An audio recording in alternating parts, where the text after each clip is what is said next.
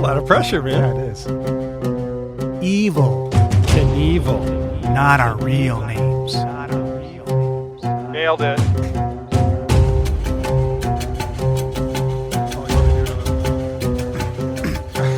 Oh, you want me to do my bit? Okay, here we go.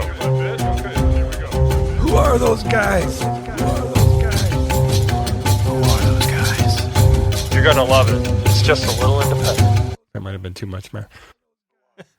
Welcome to the podcast. You just drive right up. Put my pants on one leg at a time. When I do, I make gold podcasts. Now we're rolling, eh? Yeah. So the reason Hey. you're hearing that is tonight was supposed to be Scotland, PA, my pick, but I chose not to because we couldn't find it available unless We'll get you it. bought a used DVD, and there were Oh, only yeah. so many available. Like, it's not streaming anywhere that we could find. That's all right. So welcome to A Little Independent, the podcast where two friends talk about independent, obscure, or just plain weird or impossible to find movies. My name's Ryan. And I'm Todd.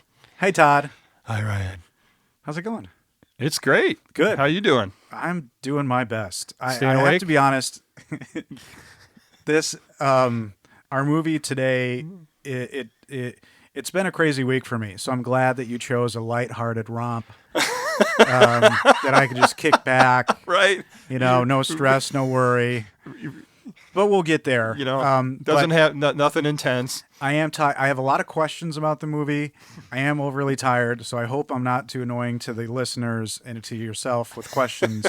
But I think I had a pretty good handle on it. But were we talking about? It's been a little while, but I was thinking about independent movies in the '80s and earlier movies, and it occurs to me that Taxi Driver is an independent film. Ah, It was produced independently. okay. Then I started thinking about, Robert De Niro, and I see this article.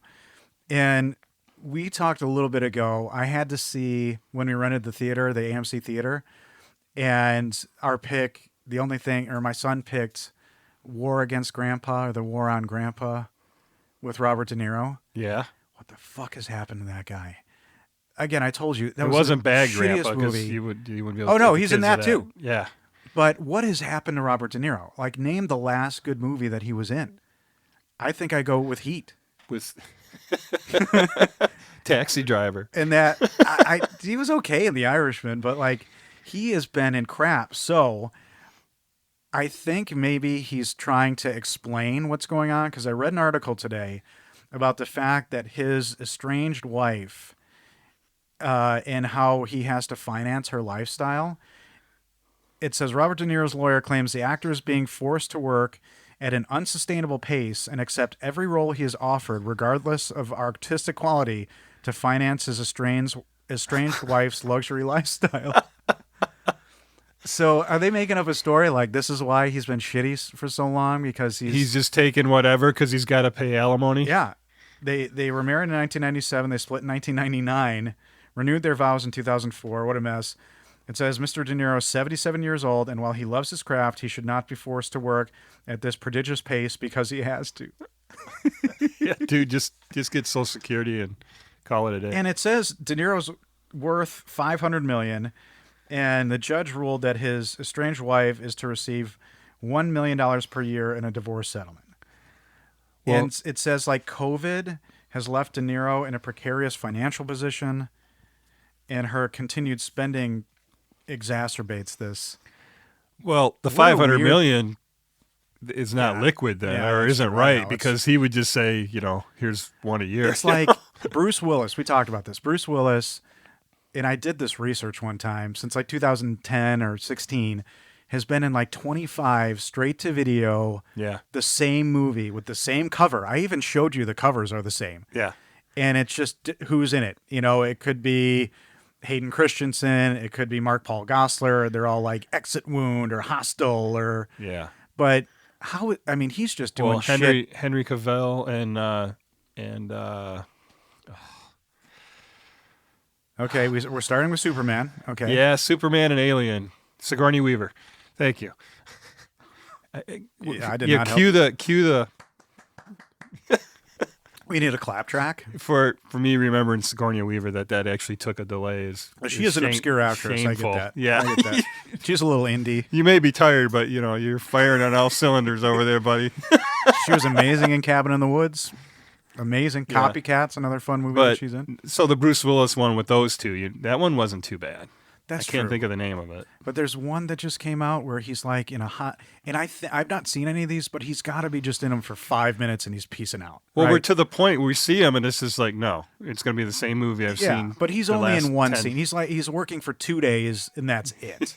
Because there's so many of these. Yeah. And they're just like, we got Willis, put him on the cover. Yeah, is he paying alimony too, or No, I think he and Demi Moore are pretty tight. They're like they're not estranged. oh, now that Pretty Boy is moved on to his new wife? I don't know what the deal is there. That's not my bag, but I remember Bruce Willis spent COVID with Demi Moore and the kids, and that was a big deal. But they seem to be tight. So I don't know what he's paying, and she's got her own things. But when did we become a gossip? I don't know. we're giving the people what they how want, did we dude. do that? I've read the emails. The feedback is like celebration we want of independent more film and- bullshit.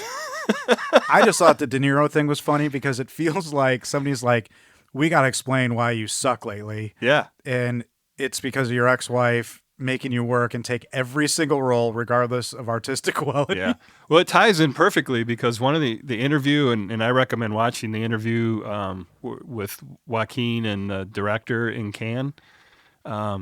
I always want to say Cannes, but it's not. It's Cannes. Or, well, some people say Con. And I can't get it, Ricardo Montalban. Well, style. I say it's Can. Do I have to do it No. like in God? Yeah. How, you that could was, yell That Con. was terrible. That's all right. You got to go So for it.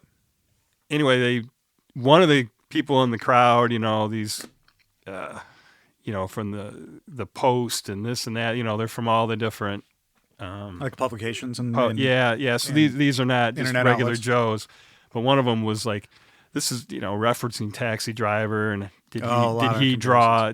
We should probably tell them what movie we did. Yeah. Well, He said this is the Joaquin. perfect cue up. Yeah. So Taxi Driver did get asked in that interview and referenced, and of course Joaquin. He's not a real talkative. He's not. He doesn't do press very often. Well, but he does good in this one. We did, and this is Todd's pick. 2017's "You Were Never Really Here," and more of a recent movie. And the film description. All right, it's 2017. 2017. A traumatized veteran, unafraid of violence, tracks down missing girls for a living. When a job spins out of control, Joe's nightmares overtake him as a conspiracy is uncovered, leading to what may be his death trip or his awakening. Not bad. I would say he's done it his whole life. That it's not. He's been So, how clear is it that he's a veteran? Because we'll get to it, but I think there's one scene. There's one scene that makes it clear. Okay. And then there's a uniform hanging in the closet, but I don't know if that's his or his dad's. Okay. So, but I think that's pretty accurate. It is. It's pretty close. I think the haunting or the demons or whatever have been going on. The PTSD's been going on a long time. You probably, if you saw some of the interviews, then you probably uncovered some stuff that I did that the director did and how Joaquin approached this. Yeah. It's billed as a crime drama, which I would think is very accurate, especially the first thing. Yeah. So, what else? He's committing them. The people in power are committing them. In this is your substitute movie. Maybe the next one, make it not be about a woman being abused and being tortured. Let's see. Do it. How many have I had that? All of them. It's not all of them. All of them. Still. Yep.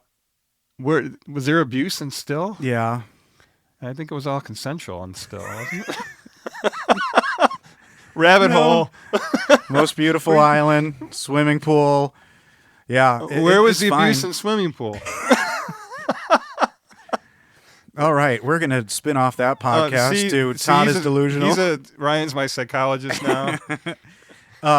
So this movie stars Joaquin Phoenix as Joe. He only, what do you think of Joaquin? When you first think of Joaquin Phoenix, is there a movie that just pops right to your mind? probably Swing for the Fences. So Signs. Signs, yeah. Which is an underrated Shyamalan movie. I like that movie, although Yeah. the end is kind of corny. Everybody's great bunch in of it. them, you know. I was going to say Gladiator, but I think that was only because we were talking about it a little bit ago. Gladiator comes to mind. I mean, that's a crazy. You hate him, Yeah. and he's good, but he, I remember he's only done 56 projects, Yeah. and he's a child actor. Was that whole thing with Letterman real? No, that was all fake. Really? Him It and was Casey like an Affleck. Andy. Him and Casey Affleck, totally fake. Oh, Yeah, I bought into that. yeah. A lot I of people thought did. I thought he lost his shit on A lot of on people live did. TV. And he's a guy who you're like, yeah, He he'd would. lose his mind. I first remember him in 8mm, which is a real fucked up movie. Oh yeah, he led. He led him around. He's He was like the, his. the porn shop guy, and Yeah, I forgot he was in that. he he's only done 56 things because I think he picks good stuff. Yeah. Another movie I love him in a great movie, Oliver Stone movie called U-Turn. Have you ever seen U-Turn with Sean Penn? He plays I don't think so. Toby N. Tucker, and he's this like Sean Penn is stranded in the small desert town. Toby N. Tucker, TNT, he's got it shaved in the back of his head. Claire Danes is sweet on Sean Penn. Joaquin plays the boyfriend, and he's just wanting to fight at all times. And he's just such a douche, but he's really good at it. Yeah. Obviously, Walk the Line, he was great in. I first remember him as Leaf Phoenix in Space Camp. Wow. Go back to Space Camp. I mean, and that's the thing. Like he's an intense guy. He doesn't do press a lot, and he's grown into like this prolific actor. And I think had his brother lived, it would have been the same thing. Like I would love Yeah. to have seen River Phoenix, not succumb and not have died so young, and to see them in a proper movie together like now. Yeah, Because when River they're at the Phoenix top, would be a powerhouse too. so experienced, top of their game. Yeah. Yeah. I'll throw in some tidbits from the thing, but so Joaquin shows up 7 weeks. Yeah, with Early. the crew. With the director and the crew, and is building himself physically and mentally into this brute. Yeah. And it's the first movie that he's ever taken having not met the director in person. Only talked to her on the phone. He's never done that. Okay. And it wasn't supposed to work out. He was set to do like 3 other movies. And the one he was going to do that summer got pushed. Yeah. And he's like, "Can we do this And over the he- summer?" Yeah. And she's like, "Yeah." Whatever it takes. So we got Joaquin Phoenix. We've got Judith Roberts, who plays Joe's mother. She's credited as Joe's mother. Have you seen her in anything before? Yeah, I'm just having a hard time. I just got to get it out there. Every time you're saying Joe, I keep on to go, Joe Banks? Joe Banks? Sorry. Oh, that's interesting. I just got to get that out of the way. We watched The because- Birdcage with the kids for the first time this past weekend, and I'm thinking that was, Nathan Lane who says Joe Banks. Did you know that? That was Nathan Lane? No. It's Nathan Lane. In Joe versus Volcano, who greets him on Waponi Woo. Joe Banks? With the Or no, I mean, are you thinking it's Lloyd Bridges saying Joe Banks? That's the one I'm seeing. Oh, I'm thinking the but other one. the orange soda in his hand. That's That's okay. Nathan Lane. So Judith Roberts plays Joe's mother. This is going to be weird. She's in Eraserhead. She's in a small role in Eraserhead, and she is uncredited as Mother Superior in Silent Night, Deadly Night. And I remember her from Oh, that. I saw that. God, probably in the drive-in. Yeah, you did know, you really? in high school? Holy shit! Yeah. Oh, we Punish. we go see all those type Yeah, of Santa prom Claus. night and the fog. He and, impales the girl on the horns on the wall. Oh, so she was in that. She was in that, and she is I think a recurring character on the TV show Orange is the New Black, which I don't watch, but Okay. I know it was very popular. Then you've got Frank Pando, who plays Angel. Got a small role, but Yeah. we'll get to the him. grocery store owner. So, had you seen him in anything before? Didn't recognize him. He's in a movie that looks interesting called Little New York with Vincent D'Onofrio, Ethan Hawke, and Seymour Castle. Again, another show that I didn't watch, and people who like TV shows are probably furious with me all the times that I say I've never watched shows. But he played Agent Frank Grasso on The Sopranos. Okay. So he seemed to be a recurring character on that. And I noted he's in a movie that has a really awesome title, and it's called Bad Vegan and the Teleportation Machine. Nice. That sounds like one we'd watch. So, yeah, 12:30 on a Saturday. Hell yeah. exactly. Let's watch a movie about a bad vegan and teleportation. Then we've got John Dorman, who plays John McCleary in the movie. I'd never seen him in anything. That's the guy that pays him. Yeah, the widower. Yep. He's the middleman, character actor extraordinaire. Just things I noted. He's in Copland. I kind of remember him from Copland. Speaking of bad Bruce Willis movies, he's in Mercury Rising. He's in Mystic River. Is that my daughter? Is that my daughter in there? Jesus, I mean, he had to have been like shit himself. Yeah. While delivering those lines. I think I've so never intense. watched that a second time just Me because of neither. that scene. No. I just couldn't, because my daughter was younger, or what year was that? God. Thinking how old was my... 2000s-ish, 2008 maybe. Or But super intense. Yeah. So I just couldn't, like you can't even bring up... Yeah. when it I goes wouldn't be to surprised your if Sean daughter. Penn in that scene like literally shit his pants because he was screaming so loudly. Yeah. But he's also, John Dorman, who plays John McCleary, is also in a movie that I've told you about called Ordinary World, which stars an impossibly great Billy Joe Armstrong from Green Day. Yeah. It's the movie where I think it's kind of, It's a portrait of your life. Jess was watching it with me and she's like, is this about you?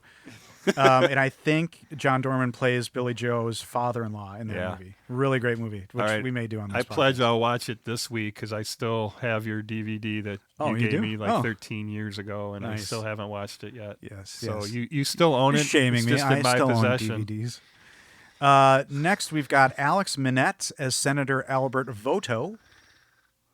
Yeah. And he was in, so the writer-director, had you seen anything else she'd done? Voto? No. I The don't. writer-director of this movie. Have you seen anything else she's done? No, but just the interviews, they were naming a bunch So of stuff. did somebody say a movie called We Need to Talk About Kevin? No. Holy shit. I have seen this. I didn't know she did it.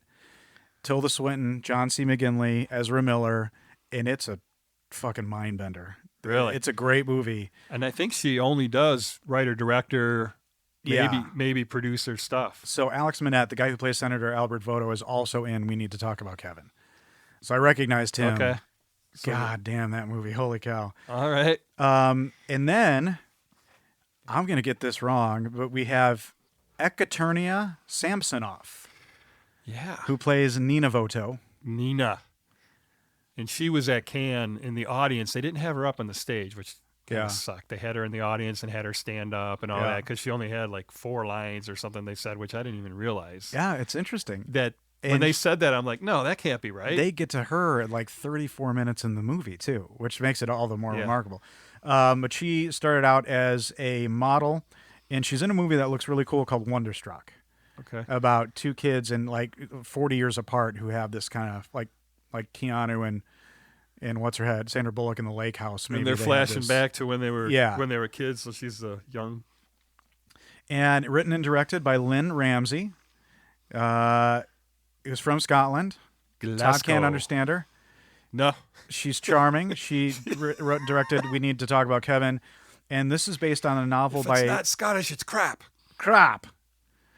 Based on a novel by Jonathan Ames, who's a guy who created the TV series Bored to Death. So he's created some TV series. Yeah. And the director in one of the interviews I listened to, she said the novel's kind of pulpy and campy, which I could not extrapolate from this movie. That being, I mean, maybe she just took the only up a few difference notches. picked up and doing any of the research I did was it mentioned it was like a mob kidnapping or something like that, which is not in this one. No. Do you know the tagline? Did you No. look at it? Nope. No, I always save these because this is a great moment for me when you. I don't know if you're gonna like this at all. The tagline is "Bring the hammer."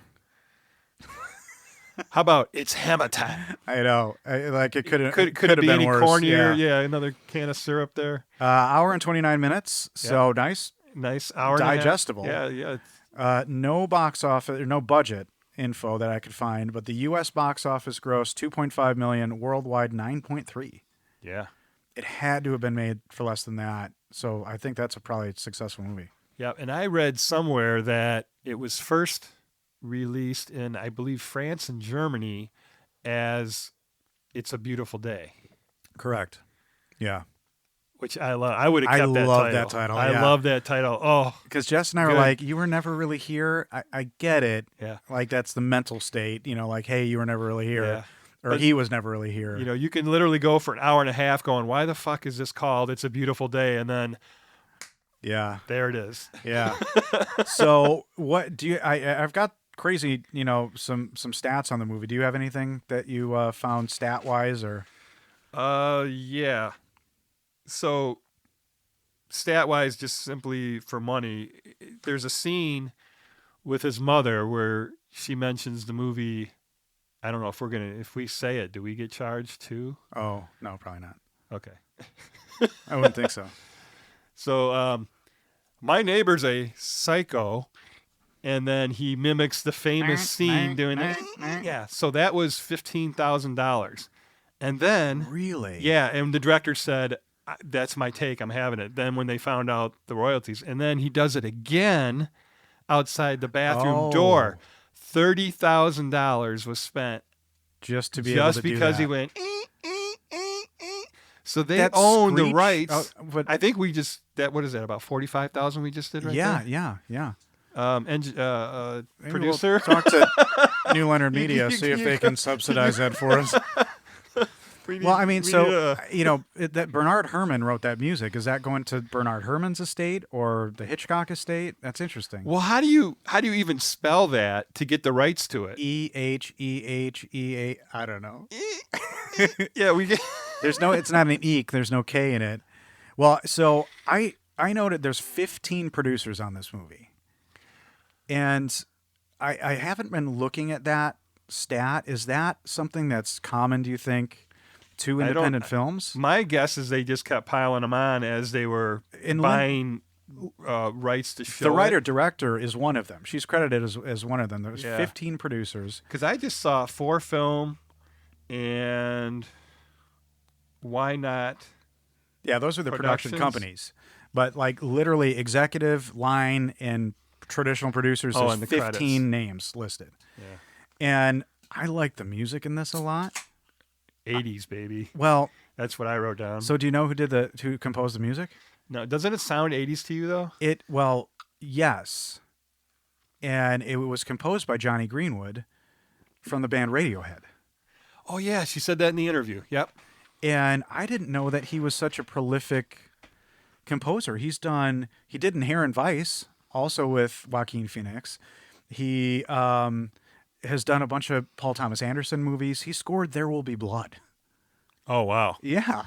This dude is really something. So he likes intense movies. Yes. Absolutely.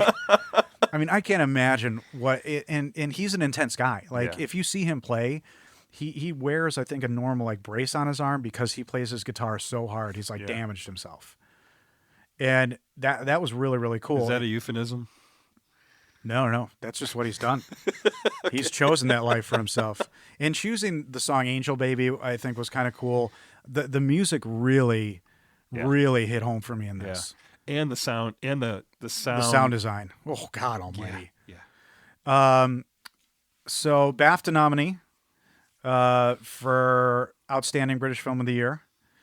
At Cannes, it won Best Actor for Joaquin, Best Screenplay for Lynn Ramsey, and it was nominated for the Palme d'Or. So this is 2 movies in a row that you've suggested that were nominated for the Palme d'Or at Cannes. Yeah, I've been spending a lot of time in Europe.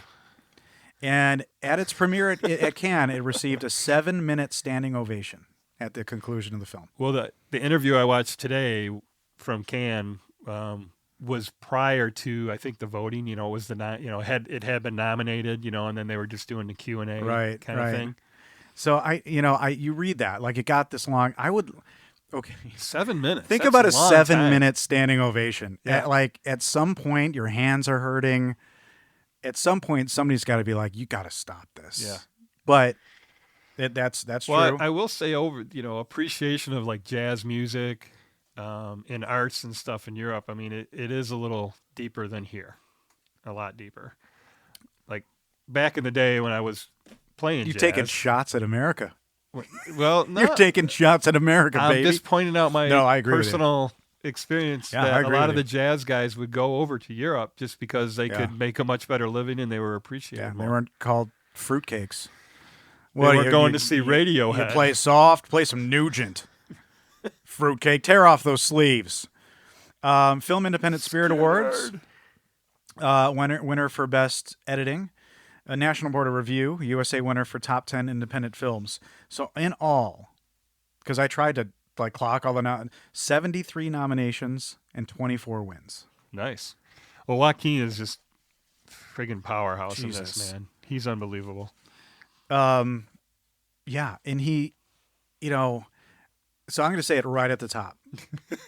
The parallels between this and Joker are insane to me. Now, I have not seen Joker yet. Okay, well, I'm gonna share. So I think Todd Phillips took some direct scenes from this for Joker. So Joker was filmed. Joker came after this, this. 100%. And that's why it's so jarring, because in Joker he's 130 pounds, all skinny. In this, Yeah. he's jacked up. So He's got the beard. Jesus, he had to lose He all that pulled weight. a Christian Bale, 100%. Jeez. And you definitely need to see Joker. And it's regardless of whether you like superhero films. Yeah. It's Well, the reason is it's been on HBO, I think, only. And Yeah. I don't have HBO. Oh, gotcha. So, yeah, Mm, I couldn't PC. rent it on, So this has one of the more jarring openings of a movie I think I've ever seen. Yeah. Not that I didn't expect it from the cover, but Well, I got one question, though. Right from the get-go, I you can't said, have questions. You need this- the answers. For you. No, this, you're going to okay. be, It's subjective. Okay. No, this is the perfect follow-up, I thought, to last week's movie, To Poker Night. Okay. because who would you want? Remember, they never caught the guy Yeah. in his number one goal in Poker Night? Yes. No. So, yeah, I know, Ryan can't even bring himself to say it. So, No. this is making you folks want to watch This is it on even you. more. This is on you to find it out. So, Well, what do you think? Do you agree? Who would you want to hire to go after? Well, it's like the guy at the end of Machine Gun Preacher, the real guy. He said, if your kids were missing or abducted and I could get them back, would you care how I did it?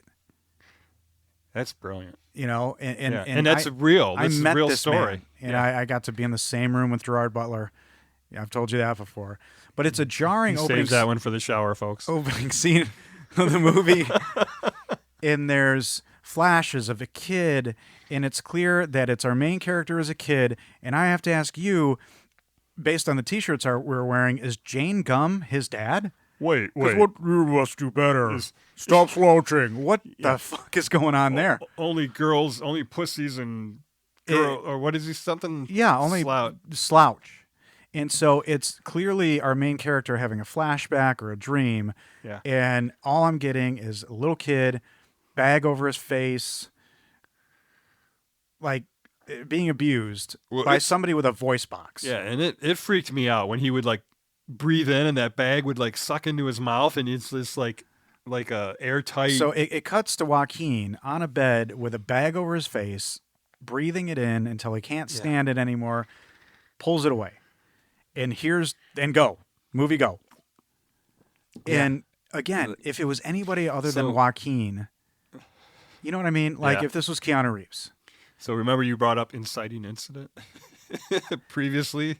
Well, there you go. I don't know what the hell's going on. I know the premise of somebody who has challenges. She's in a nutshell in a millisecond there establishing her character. Yeah.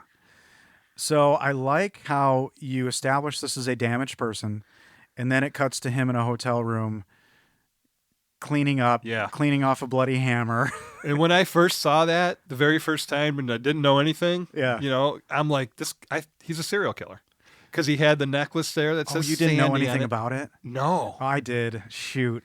I know. I did know he was probably a protagonist, not an antagonist. But yeah, no. The first time I watched it, I didn't know anything. Damn. And at that moment, I thought, I'm like, we got a serial killer movie. Buckle up. 1,000% you would think that. Yeah. Because the zip ties, the Yeah, duct yeah, tape, yeah. and then the necklace with her name on it. Yeah, You're like, so- that's his souvenir. Yeah, he burns a photo of a young Asian girl, Yeah. and there's a necklace that says Sandy. He throws the Of Holy course. Bible on the fire. Yeah. Jesus. I like serial killer. Of course you would. Yeah. And you were never really here? I wonder if that was a problem for the movie.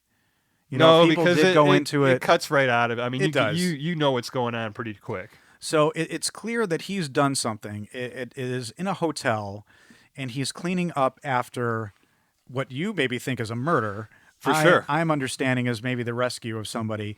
And what he does, which I think is interesting, being both hotel people, is he takes all of what I called his murder garbage, and he throws it into the housekeeper's cart garbage. Yeah, and the housekeepers do go through your garbage, so yeah, Which- that would be a It's going to be a problem for that housekeeper. yeah. That's a failed serial.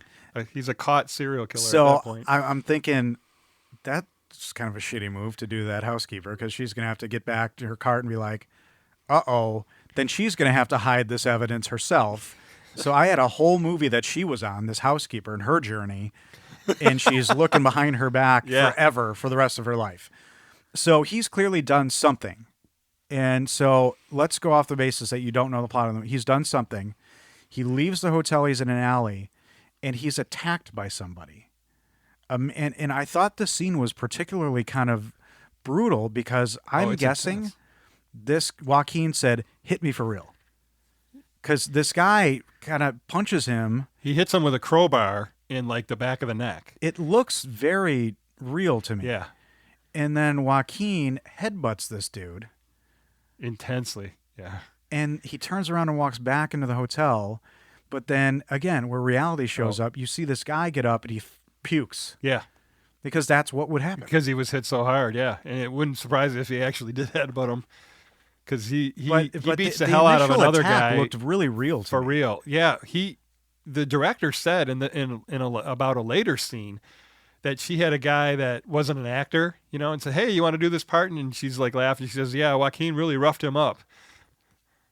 Yeah, I mean he's fully in character, so Yeah. I could see that. yeah.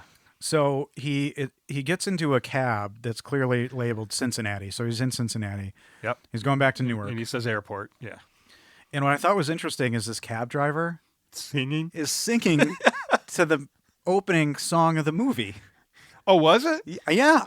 I mean, it's like a I didn't Moby catch song. that. I mean, I didn't catch that was the same. And music and singing becomes, I think, a really cool part of this movie. Yeah. It's an integral part of the movie. But this cab driver is singing to a song that seems to be the opening credits song, and he's singing along to it, because he's not singing along to a radio. Well, that saves money right there. It does. It does. So he gets to the airport. He calls on a payphone. He leaves a message for a John McCleary, and he just says, "It's done." It's done. Now, the airport scene, I really like the way that was filmed, because in the backdrop, they got the zombie girl laying on the chairs. Yeah. She's a teenager. He's and you're seeing people clearly in distress seeing, everywhere. Yeah. I mean, the reality of his world, but he's Yeah. got to walk by it. But the second time I watched it, I caught in the very background at the airport for the perfect contrast. So you got the teenage girl that you just want to scoop up and Yeah. take her to a foster home or something, because she obviously needs help and she's passed out. And in the very background is the perfect business suit woman with the ponytail Yeah. rolling the luggage behind her. So you see the dichotomy Yeah. there of what maybe that girl could have been and what's really going on, and it Wow. really struck me. Yeah. Well, that's airports, man. You get all types. Bus stops, People in their airport, yeah. jammies, people in their suits. And so here's the first parallel to Joker. Joe lives with his mom, just like Arthur Fleck lives with his mom in Joker. Okay. And does the mom have dementia? There's something up with her, She's got a little senility, maybe. because she asks about an old girlfriend that he hasn't seen in 20 Right, years. right. Again, very similar to Joker. So Okay. immediately I'm like, huh. And the She thing, borrowed a few ideas, huh?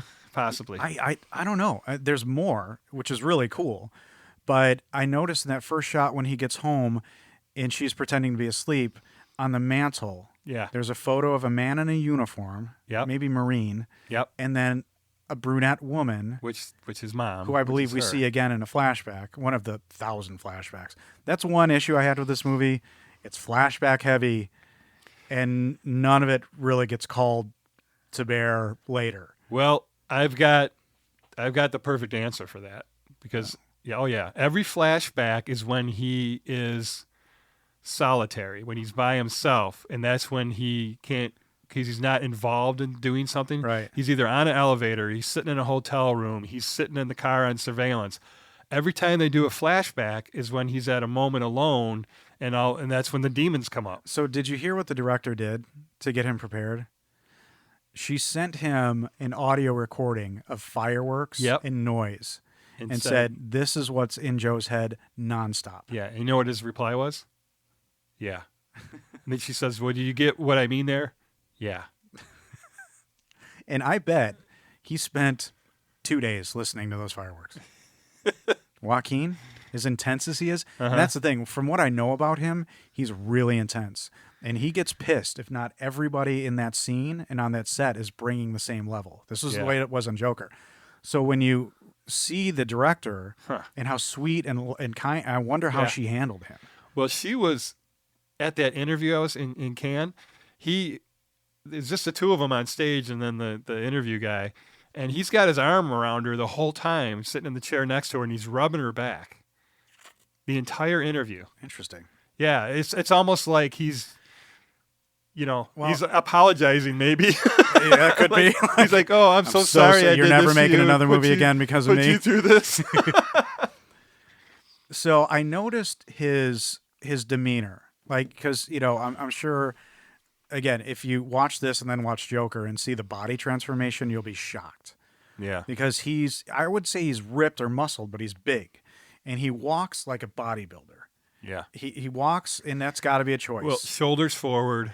Yeah, like just out, like he's just ripped and huge. And it reminds me of the Irish guy in Cowboys and Aliens, because I just saw that punch, that took over the gang when he returns to the gang. Yeah, and I don't mind that movie. That actually. guy, and he punches James Bond out. Yeah, you know who I'm talking about? Yeah. I can't think of the actor's name right now. Okay, but the way he walks and carries himself was like that. And he's very slow, and he's very deliberate, Joe, in this movie. And what I think is kind of neat is he's both sweet and kind of rough with his mom. Like the scene where they're polishing silver and they're singing together. Yep. But then he's cleaning out her refrigerator and he's yelling at her about the cream cheese is from 1972. Well, I because I've been a caregiver for my grandfather, I totally get that. I mean, that's exactly how it goes. I mean, you just have your moments where you're just you're weak. You're just like, would you please stop doing that? But if he was abused, because you see him come back from this thing in Cincinnati, he's putting peas on his shoulder. He's got scars. Yeah. And the one on his back is like huge. Yeah. So that must have been. That looked real, man. Whatever the fuck that was an axe to his back. I mean, it had to be. Like Jason Voorhees did a number on this guy. And then he's laying down and he's got this weird circle tattoo. Did you notice that? Mm-hmm. Now, do you think? I think Joaquin is a weird enough dude that's a real tattoo. That one day he's just like, I want a weird circle right here. My life is come full circle. And then he does the bit where he has the knife, and he slowly just drops the knife in his mouth. And his mom asks for help getting the tap water off, but that had to be improv. That's him just being like, let me go. Now I'm going to fuck around with this knife. Yeah. I'm going to drop it in my mouth slowly. Well, when we get there, I got another improv scene that they talked about in the interview that's going to blow your mind. So it's clear that he doesn't have a car because he walks everywhere. He goes to a grocery store, which is where he meets Angel. This is the character we talked about at the top. Yeah. And Joaquin passes like a kid who's stocking the shelves, who looks nothing like Angel, by the way. Because the kid looks Hispanic and Angel looks like a Irish white guy. He does call him his son, though. So, yeah. Yeah. So Angel goes up at the ceiling tiles, gets some money, pays Joe. Joe gives him a few $100 back, and Joe is asking, did your kid see me? That was the second time. The second time he goes back is it because the kid sees him later on. Well, no, I mean, but he asked him, "Did your kid see me?" Right. He The doesn't second time he goes the first back time to he the goes store. in. That's the first time you see because the kid's stocking the thing. He drops the can, and that's when he's like, "Stop yelling at me." When Angel's clearly not yelling at him, but he's like, "Did your kid see me?" He was with Maurice. He didn't mean to see you. What was that about? Well, that was. I think that's the second visit to the store. I don't think there is a second visit to the store. All right. The first time you see Angel is when he goes to get paid. Okay. Because I'm like, oh, that's Well, weird. what that was about is his anonymity. He's the reason he's going through Angel and then John, Yeah. in the office there for getting the jobs is to keep another level between him and whoever's Which hiring him. clearly doesn't work. Yeah. But anyway, so I'm thinking Angel's a middleman, but he says the man needs to see you right away. Right. And this is John McCleary, who is truly the middleman, getting him these gigs. Yeah. He's his manager or whatever. Yeah. So again, you meet McCleary, and what's with him and the bloody noses? I don't know. Is that just a weird thing to be weird? That was just giving the character something, because he's got the yacht behind him, the model of the yacht. Yeah. And the picture of him and his wife, That's who he what he says has wants. passed Yeah, away. And He says, God rest her soul. Does he say he's going to retire on his yacht, and that's what they're working towards? He's Or am I gonna making that up? he's gonna take it out of dry dock Dry with dock, this yeah. because they're getting $50,000 for this current job. That's right. Senator Vato. So, yeah, okay.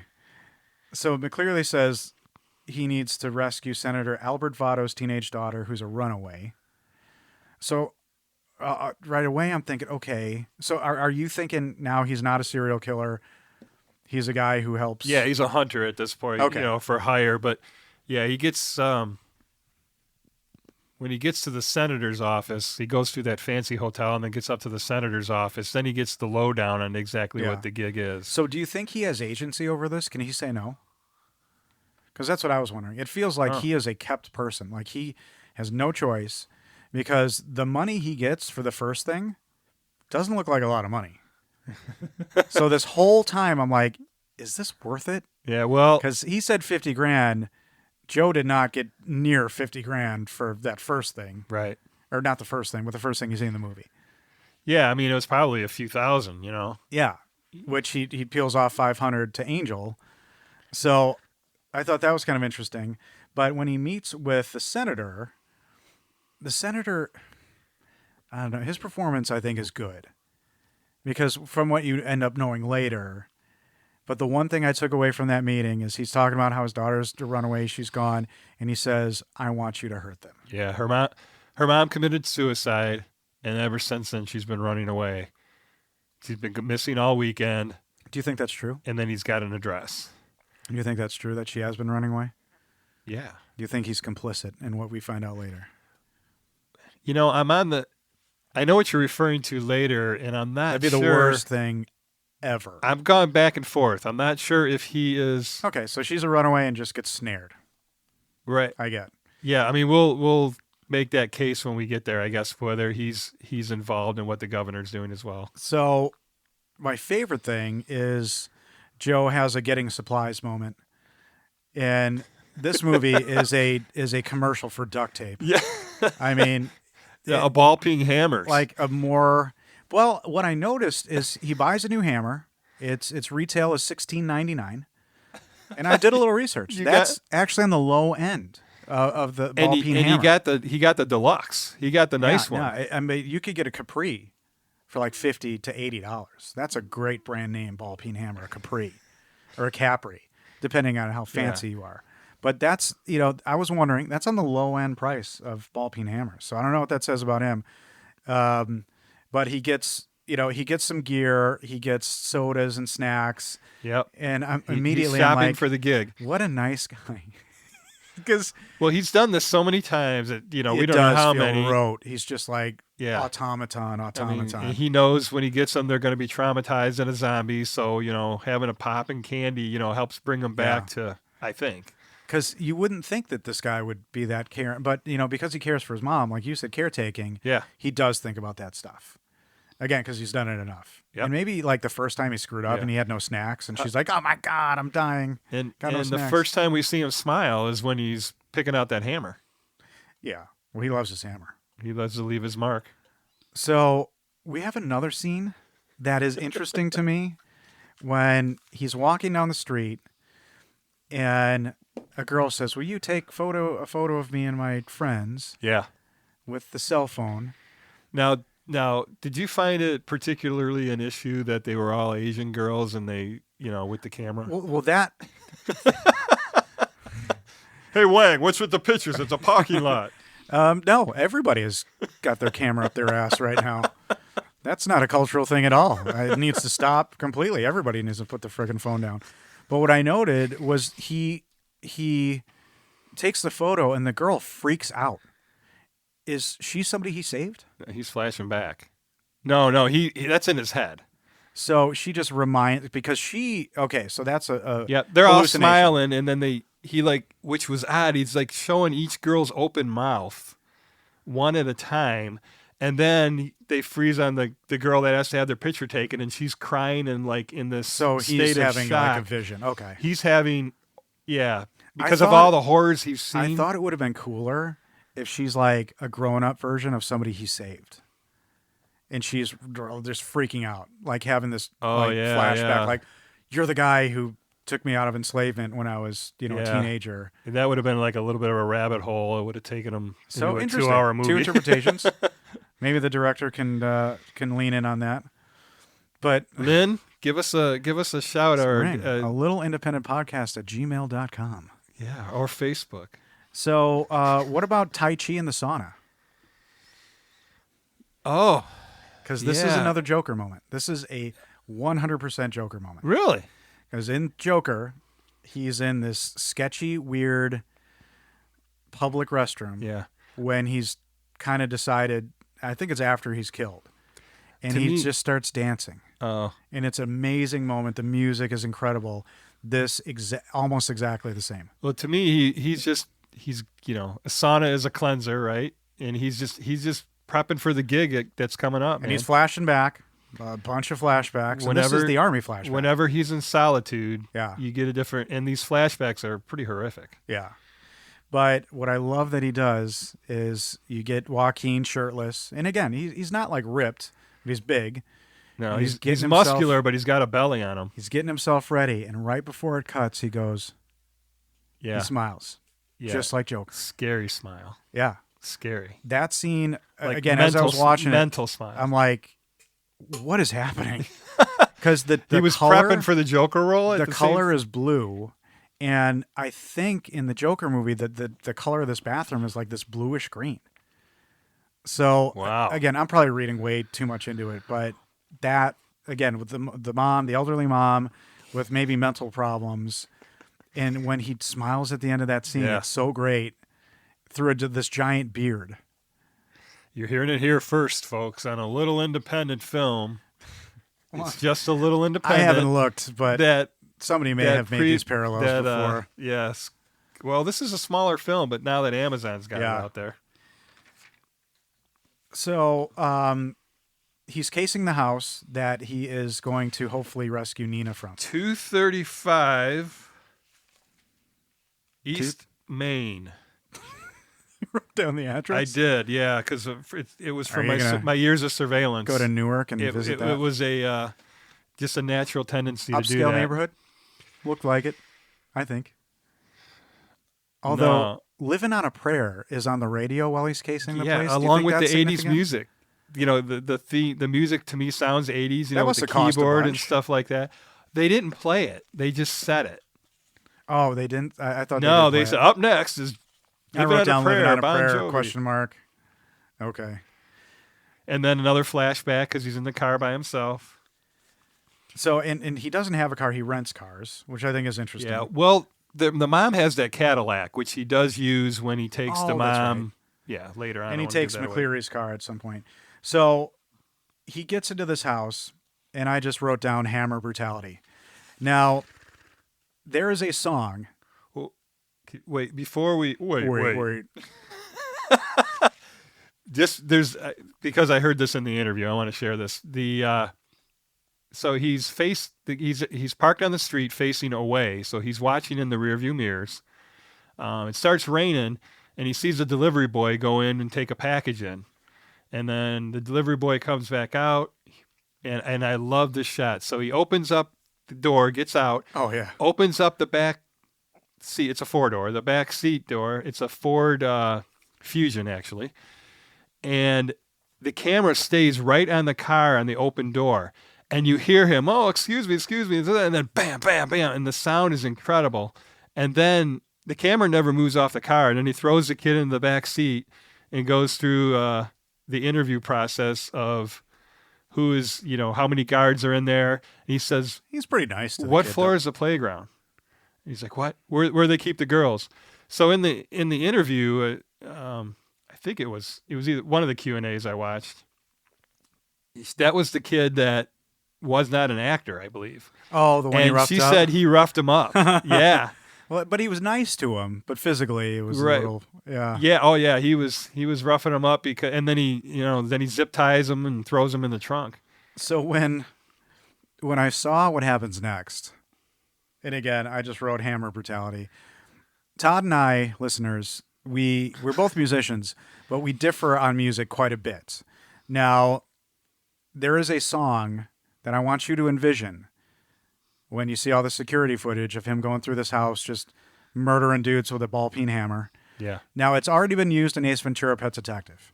Now, being a death metal fan, and this was before the internet and spoilers, so when I went and saw Ace Ventura: Pet Detective, there was a scene where Cannibal Corpse is in it, playing the song Hammer Smashed Face. But I could not think of a better song for a movie. So just think, while you're watching this dude murder these dudes with hammers, if this was playing during it in this movie.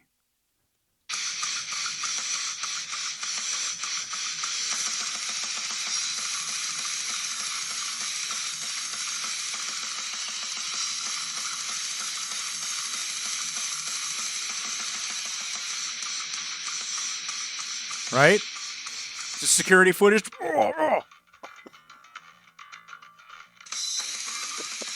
If you could see Ryan's face right now, it's priceless. Right? He's going through this mansion, these rich white dudes just murdering them in the face.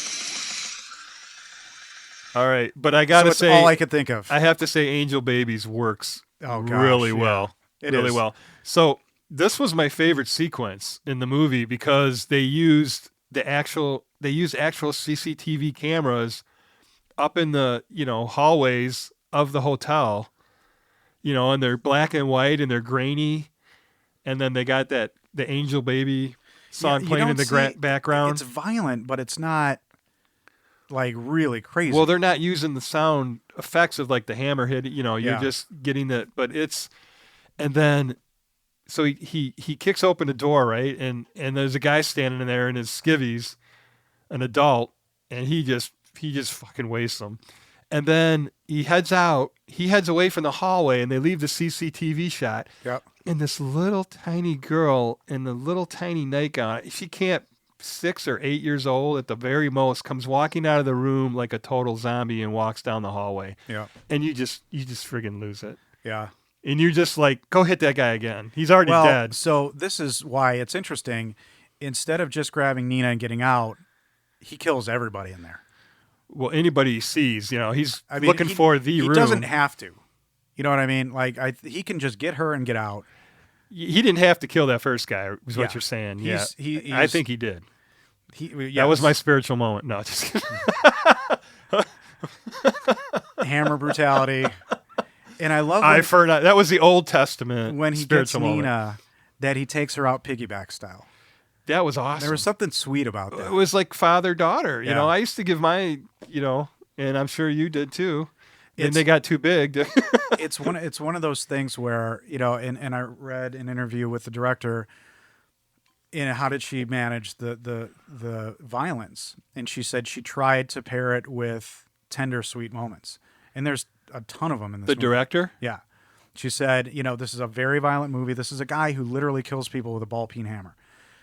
And again, I think it's really interesting that she said, I tried to, add as many sweet moments as I could, the violent moments. And that's true. Like the balance is really And good. I believe that's one of them for sure. Yeah.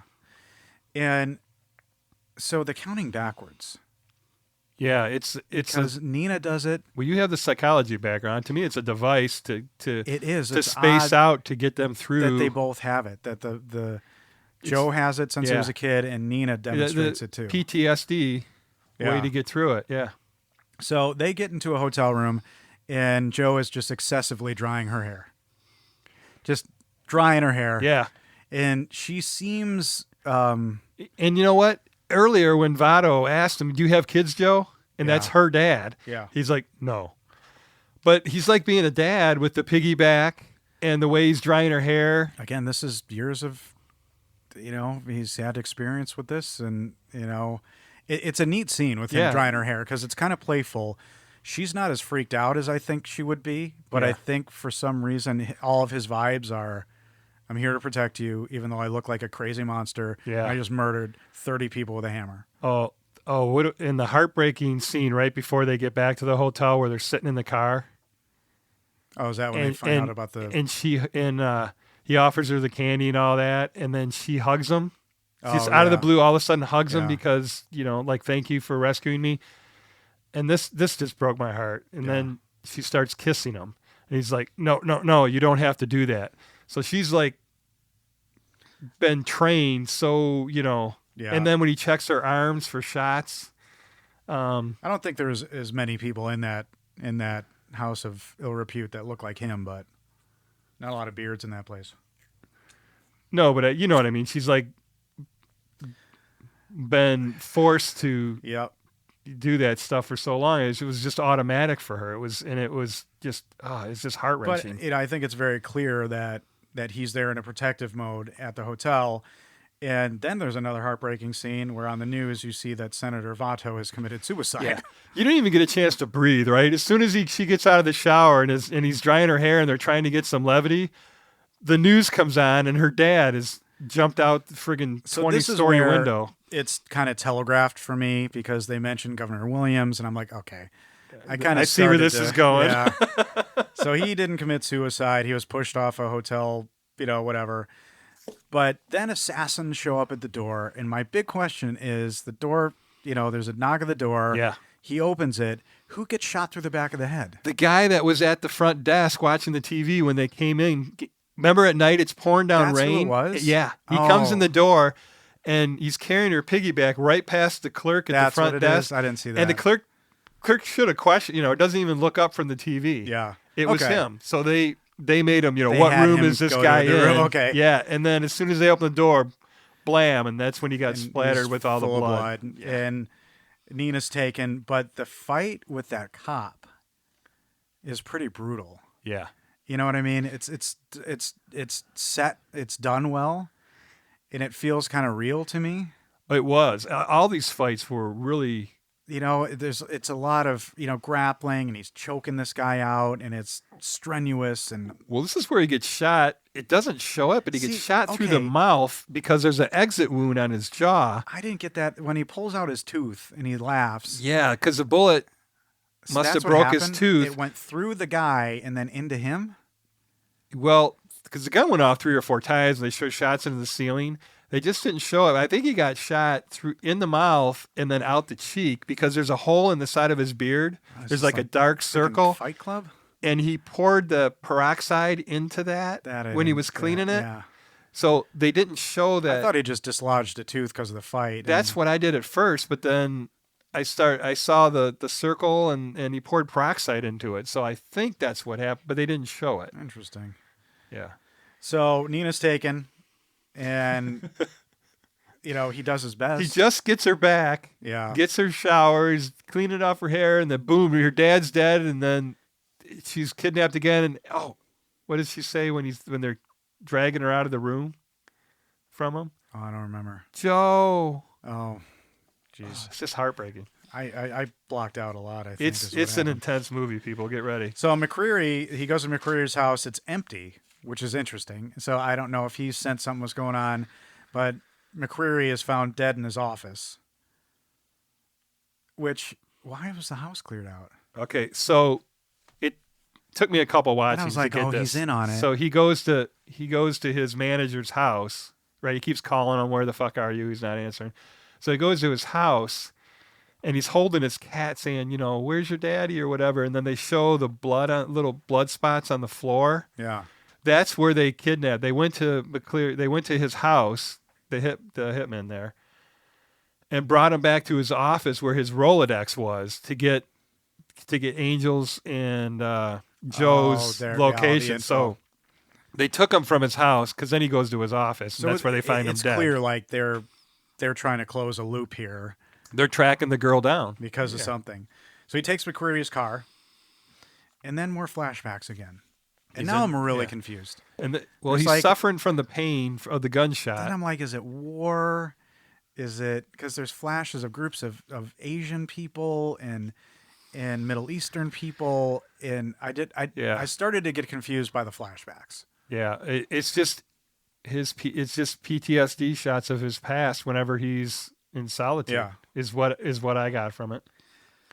And so when he buys the drugs a little bit earlier, that scene was when he says, "Don't make me late," and he just dives in the room and just beats the shit out of the guy really fast, and then runs down the stairs, and you can see him leap past the cameraman. I mean, that was all improv, and the director said, "What the fuck?"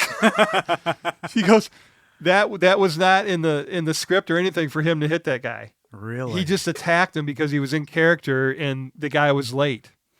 So after all these stories, who's going to work with this Joaquin Phoenix ever again? He's brilliant, though, man. I know, but you don't want to be in the other end of it. You could not live through it. So Angel and the kid are probably in danger, but what's really tough is Joe goes home and finds his mom and he enters through the second story where his mom's room is. So he knows not to go to the front door. Yeah, I mean, he's very and she's skilled. Been shot on her bed through a bunch of pillows, what felt like 48 pillows. Which was actually one. Was it only one? Yeah. I thought it was more. One thick pillow over her head, yeah. And that's... right through the eyeball, through her glasses. Yeah, that was unnecessary. But impactful. Because you've got, assassins who show up. Yeah, and he hears them downstairs. Yeah. They're in the house. But did you notice the assassins had like pins on, like American flags? So that's when, again, I'm like, okay, it's this governor. I think they're part of the governor's guard. Yeah. Yeah. And that's what it seems like really right. Like, this governor's a real Would that fucker. be Secret Service? Do Secret No, Service I don't do think governors, or is that only president? I think that's only presidents, but it's probably close. Because we've had the governor at a hotel that I've worked at, and it was the same deal. The black card shows up, and there's two people with him. It was just like that. Well, that's where the scene, he takes on these assassins, and he has a gun at this point because he got it at John's house when he was there with the cat. But he kills the one assassin who's dying on the floor and is singing. Yeah. Well, he shoots one dead, and he shoots the other one in the gut.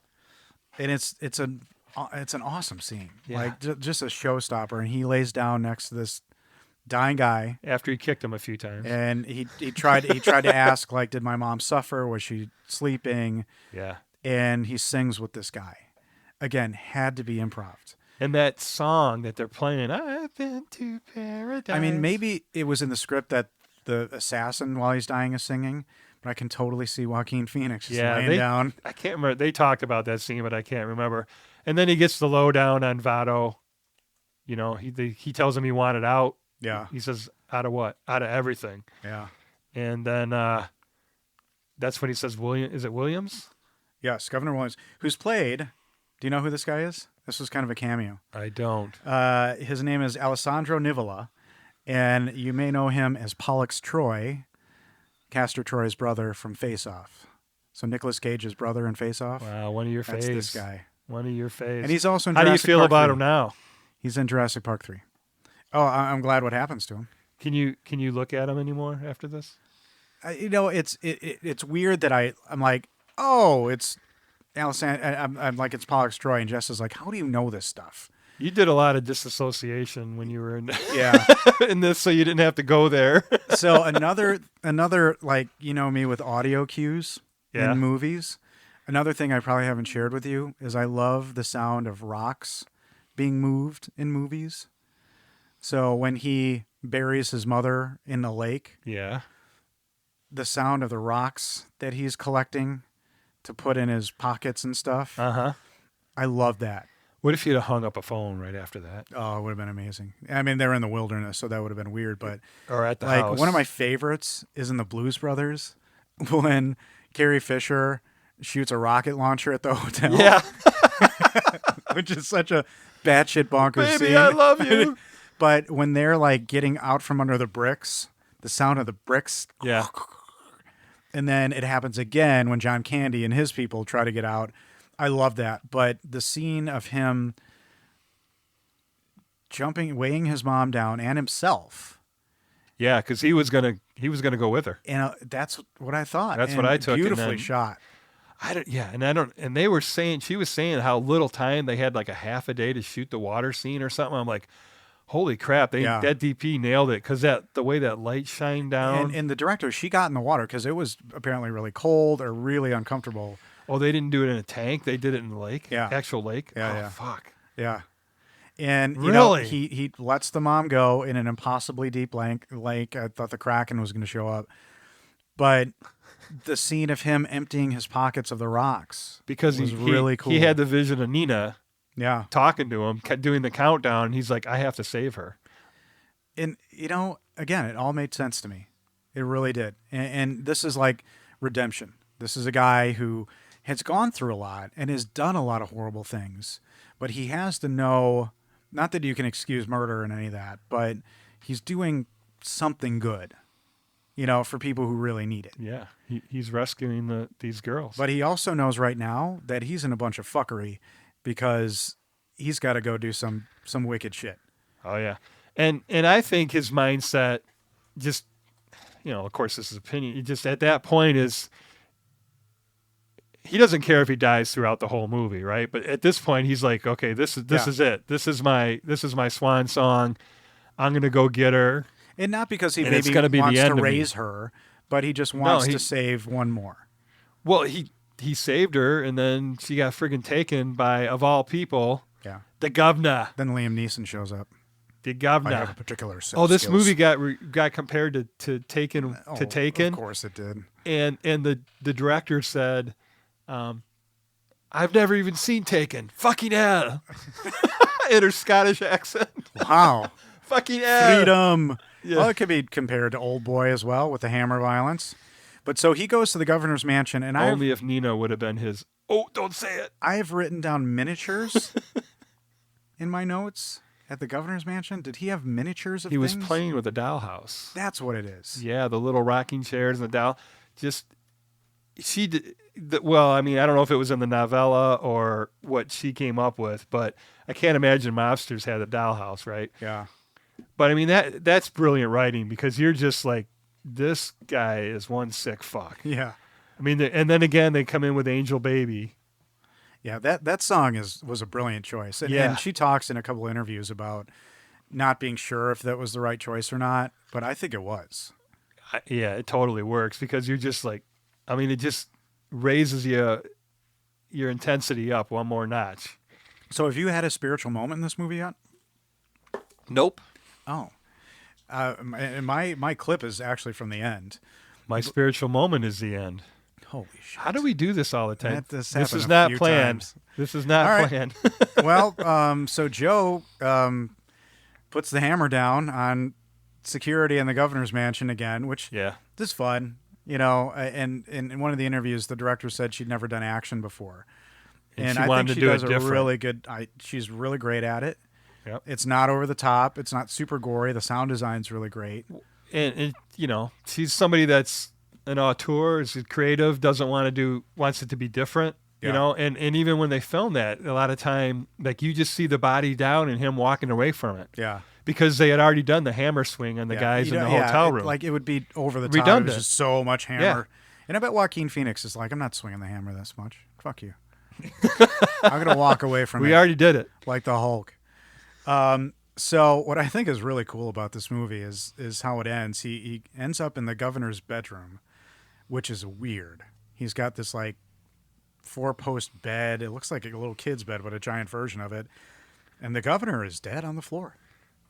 His throat slit wide open. Dead on the floor. Yep. And in one of, I think, the most striking visuals of this movie Yep. is Nina sitting at a TV dinner stand, eating the governor's dinner, I assume, with her bloody hands. Down at the dinner table. Well, what was your take on him ripping his shirt off when he found the governor dead, having that breakdown? I think Jess and I talked about this. Okay, because I wrote down my take. I think it's because you might think, oh, he wanted to do the revenge. I think it's because he knows what happens, and he laments the fact that he knows that Nina did it, and that she now has blood on her hands, literally. Yes, he lost his shit. He had a breakdown because Nina had to kill. Excuse me. Had to kill him. I mean, she didn't have to, but she did. Or the fact that she did commit murder. She didn't escape. You know what I mean? So I think she's still in zombie mode. He knows that she's definitely a ruined person without a lot of help and a lot of guidance. But and he couldn't take it so much that he rips his shirt off. It's really intense. Yeah, and really again, intense. Totally improv, guaranteed. Yeah. The wardrobe people are like, God damn it, we only had one. How of many those. shirts do we got to get? No, you're gonna do it again, Go Joaquin. to Walmart. Okay. Yeah. Somebody go to Kmart, get a whole bunch more shirts. This guy's nuts.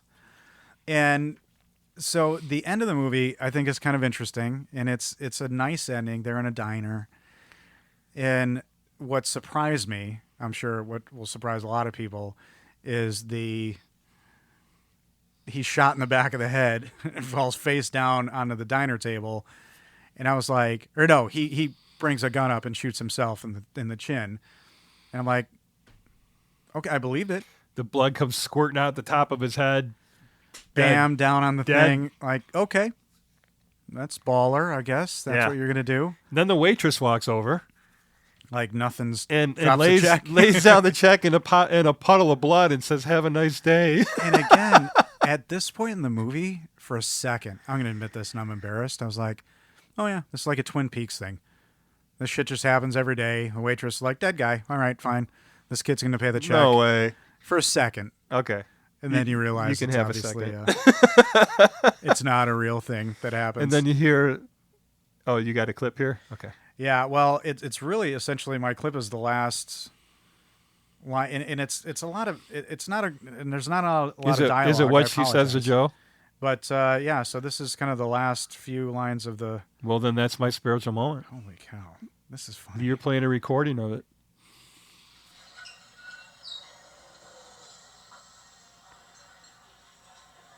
Hey, Joe, wake up.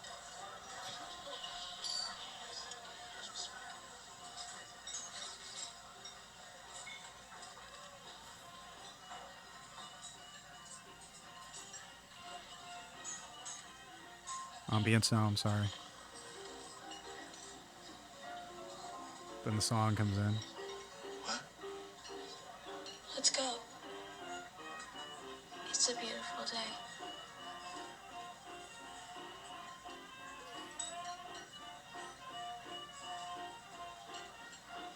It is a beautiful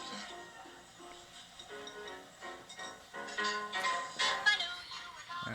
Wow. And there you go. Yeah. So what I have is once we get done baking the cake, there we go. Sorry. Despite all the Operator hell, error. despite all the hell that they've been through, the child can be in the moment of a beautiful day. And that's why the So title, "It's a Beautiful Day," I'd be a winner. I wonder if a marketing 100%. company changed it or. probably. I think that's I think that's. I don't know enough. I think about that's the industry, perfect. But, damn. Yeah. And by that time, a lot has happened in that last scene, like him committing suicide, seemingly. Yeah. But I would think if he would commit suicide, he would have beat himself to death with a hammer. Your thoughts? Or a more effective Ziploc bag, because he's doing that throughout That's the whole right. movie. So- that's the big shock surprise scene there, and I was a little bit on the fence at first with it because the fake, Yeah, why because it was so intense, and then haha, it didn't happen, one of those. But I don't think it takes away from it. No. A lot of people really talked about the intensity and stuff, and then it didn't really happen. Yeah. Um, Well, one of my favorite things that the director said in an interview about the improvisation yeah. is that he would do different takes on things, and she said sometimes when he'd walk on set or he walked into a scene, it looked like the devil was coming. She said at one point he walked on set and it looked like the devil was coming to take my soul. Wow. And I believe her. He had a few scenes that he looked like that. Like the way he walks with the hood up, like it's the shoulder death coming, the shoulder swagger, yeah. And that's all actor choices. I mean, she directed him, and what was on the page, but he created a character that I think had was totally damaged, and he's listening to fireworks nonstop in his head. That's all he hears, But all the stuff with the dad and maybe abuse to the mom never comes to bear. It's just a part of who he is, a scarred veteran who's seen horror through his childhood, horror and war. Yeah. As they show him giving a candy bar to a kid, and then the kid is shot by another kid and takes a candy bar. for a candy bar. Yeah. What the fuck? So this is a really... Yeah, it's PTSD, and it kind of Times lines up 1,000. with your Rollins movie, where he he's never died, suffering yeah. from... Yeah. What was that one called again? He never died. Yeah, that's right. Well, this was Reviews? Yeah, I've got reviews. There were 760 something reviews for this movie. Well, on Amazon, there were like 2,600 people and 3 stars. 3 stars? Okay. For 2,600 people. On IMDb, it's very, very positive. A lot of people, the negative reviews had problems with the flashbacks, thought it was too artsy-fartsy, thought it was too slow, which I do not get at all. Too slow? Too slow. I made it 20 minutes in and nothing happened. I'm like, okay, well. What were you smoking? Yeah. Well, here we go. The 1 out of 10 review is titled Holy Smokes. And I didn't mean that in a good way. This is what happens when you smoke too much weed. You make a movie like this, a jumbled mess that only a stoner could appreciate. Then he wouldn't remember it afterwards anyway. Probably was the producer's plan all along. All 15 producers, apparently. Yeah, because they wrote and directed it. This was WTF hour and a half of my life. Joaquin Phoenix can be good at times, but the dude is one strange bird. Don't know if he's a stoner, but what do you think? He's actually eliciting feedback from his IMDb review. I heard he spends all his time in Colorado, and he's not there shopping for shoes. That says it all right there. So many worthless scenes that should have never made it in this movie. It's like they had a certain amount of time to kill, so they just put anything in there to fill the time. What's worse is this actually could have been a decent flick if everyone would have been sober. They all got to smoke, and all I got out of the deal was a few bucks taken out of my wallet. They probably all got paid in a bag of weed, and Joaquin headed off into the mountains. Some critics out there who wouldn't know a good movie if it shot their mama. That was the sentence. Some critics out there who wouldn't know a good movie if it shot their mama. Well, at least we know I watched it that far. This movie should have been called Jeez. Jeez. This movie should have been called Jeez. Yeah. Like, golly. Whoops. My IQ is far south of 100. Kids in danger and being trafficked. Jeez. So I maybe that's an ironic, like that's like a stoner commenting. But we got a 10 out of 10. And I try to pick equally weird good ones. This took some doing, I'll be honest. But this is titled Wonderful. I picked this up at a local video store thinking it will be good acting, but probably yuck at all else. Was I wrong or what? I see it's free on Prime, and I'm just filling these spaces with letters to qualify for a review because mere words can't get at this work of art. So unique, refreshing.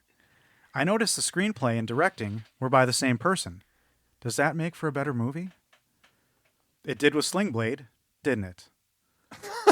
Wow.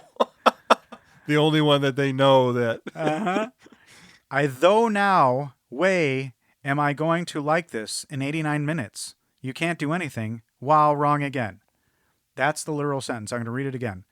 I though now weigh, am I going to like this in 89 minutes? You can't do anything. Wow, wrong again. This person, I pray, kicks out more stuff. Good for Amazon Studios and Phoenix, of course. I can't watch Phoenix without wanting to look at the YouTube silliness on the Letterman show, Past Gladiator. Now, she has literally... she's referencing what you were referencing about when Joaquin Phoenix did his crazy thing. Yeah. I can't watch Phoenix without wanting to look at the YouTube silliness on the Letterman show, Post Gladiator, where he was so loaded. This thing just got funner and funner. Acting was awesome. Score, sounds, music, wow. Just a wowza show. So this person thought the movie just got funner and funner. Yeah. Yeah. Well, you did pick a couple weird ones. That's I'm not going to say I got funner. I haven't used the word funner since I was 8. Would you even say more fun? Delightful? No, it wasn't funner. It was, This is one intense movie. The word fun, I don't know, fits anywhere. Okay, I will say there are a couple of light moments. Him with his mom. It's not totally dour. But they last a millisecond. It's pretty intense. But this is a nice movie. Well done. Yeah. It was, like I told you, it was on my list to watch before you picked it, which was kind of cool. Because it was one of those I want to watch it later. But then when I saw it was an hour and 29 and kind of an, easily digestible. And then, the cover. Him holding the hammer. There's going to be a lot of fun there. Yeah. Yeah. And it would be nice to know what happened with the title and why it changed. Because if you all know out there in the podcast listening verse, a little independent podcast at gmail.com, email us. If you were part of this movie, one of the 15 producers on it, send us a Mercedes. And if you're with Firefly, little verse reference there for you in the verse, right? Did you catch that? Did you know you did that? I did. Ain't no power in the verse. Can stop you. Is going to stop me. So thank you for suggesting this. This was fun. It wasn't fun. It wasn't funner. It was more fun. It was intensely delightful. I watched it after band practice, so I didn't have a palate cleanser afterwards. So, I think I had bad dreams the other night. But well, this is why you're so tired. It's okay. Probably. It's worth it. Well, thank you, listeners, for listening to our podcast, and we thank you for your support. If you have constructive criticism or thoughts or ideas for movies that you'd want us to do, please email us at alittleindependentpodcast@gmail.com. And hey, until next time, Todd. Wait for it. Wait for it. We'll always have Monty Doro. Who are those guys? Who are those guys? You'll love it. It's just a little Love it. It's just a little independent. You're about to say You'll love it. It's just a little independent. You're going to love it. It's just a little independent.